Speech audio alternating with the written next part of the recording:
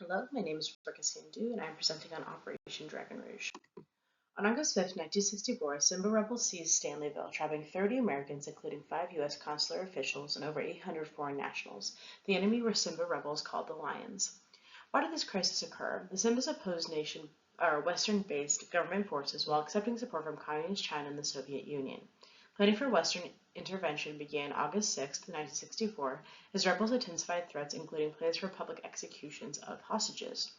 Who is responsible? The Simba rebels directly, but more broadly, the U.S. preventing communist penetration, Belgium protecting financial interests using Cold War justifications, and the Soviet Chinese backing up of anti-Western insurgency. The what? Operation Dragon Rouge was a collaborative humanitarian rescue mission executed November 24, 1964. 350 Belgian paratroopers were airlifted in multiple U.S. C-130 planes, proceeding to Victoria Hotel where hostages were being held. The operation rescued over 2,000 hostages in 37 hours, though 60 hostages were killed before rescue. The so what? This was critical for national security because Congo controls strategic resources: 8% of world copper, 80% of industrial diamonds, 73% of cobalt, and 60% of Western's uranium.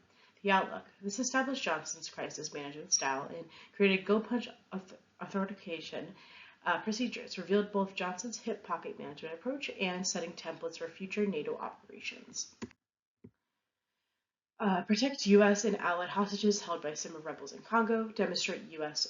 Operational reach in Africa while strengthening U.S.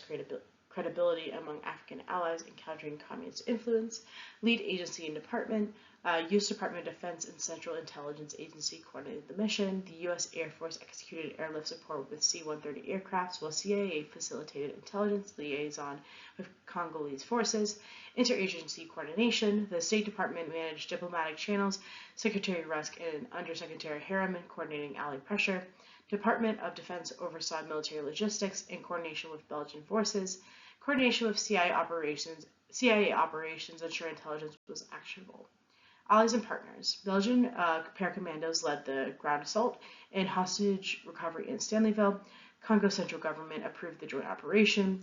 U.S.-Belgium partnership exemplified outside traditional European-based NATO situations.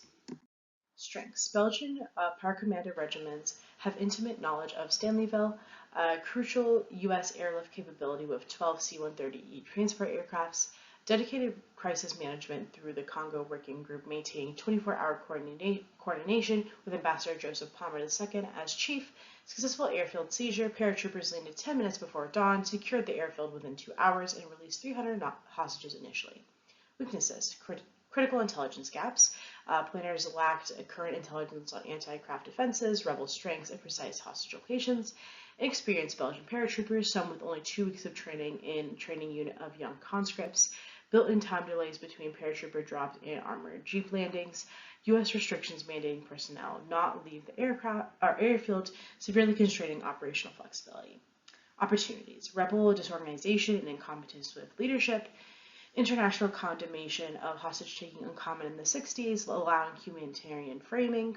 Tshombe's willingness to employ mercenaries and provided crucial ground pressure, and the organization of African unity, participation in diplomatic engagement, which lead to a more widespread influence.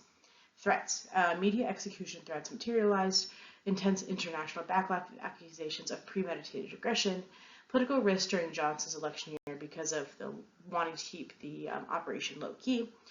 Involvement could have led to continuous involvement in coming years.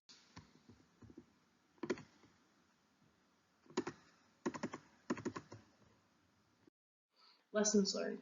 Represented a serious national security interest.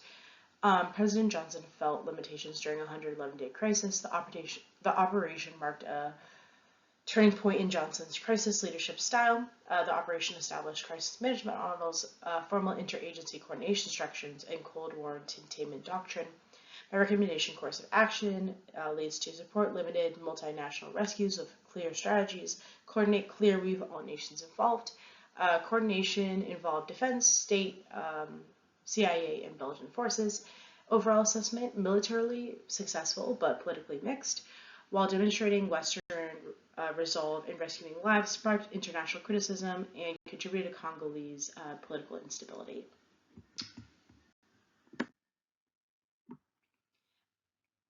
Then Wagner's 1979 Dragon Rouge offered detailed operational analysis. O'Malley's 2021 Cold War Studies article provided critical international perspective. Odam's 1998 Leavenworth paper gave military institutional analysis. Bussen's 1975 review and Oregon's 2002 analysis provided essential Congo history. HistoryNet's 2006 account and Horn's Institute's 2024 report offered operational details and contemporary context. Sources were credible, combining peer-reviewed academics, military studies, and policy analysis. Information gaps exist around classified intelligence and limited African perspectives because of Western-centric doctrine.